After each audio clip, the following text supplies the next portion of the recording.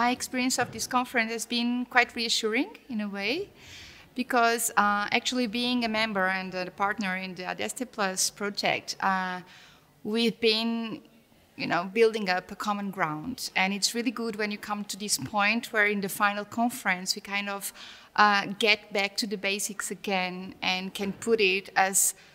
an achievement at the same time as a challenge, because it's an ongoing process. So I would say it's quite reassuring and it's exciting.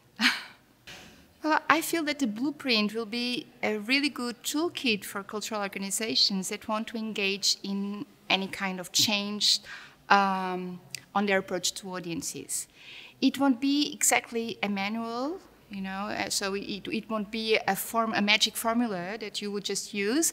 but it contains a lot of tools, instruments that can help you find the best way for your team and your organization to engage in a change process and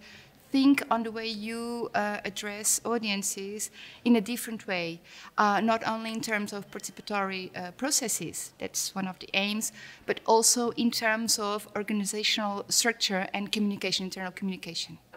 The biggest victory of Adeste Plus for us, the Gulbenkian team, I would say, was one of our first challenges, which is in such a big institution with such a scale, sometimes we struggle just with the basics, which means that sometimes we all want to work together among departments, but it's quite hard because we're so big and our agendas are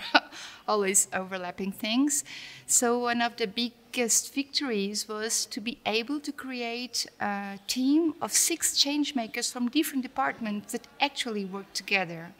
and build up a common ground that we are still making the most today. Adeste Plus in the national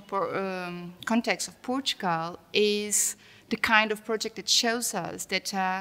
we cannot work alone. So just working together is,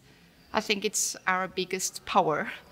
And it also, Adeste Plus was different in terms of comparing to other projects we have in the national panorama, because by working together with artistic partners, knowledge partners, and policy partners, we pretty much covered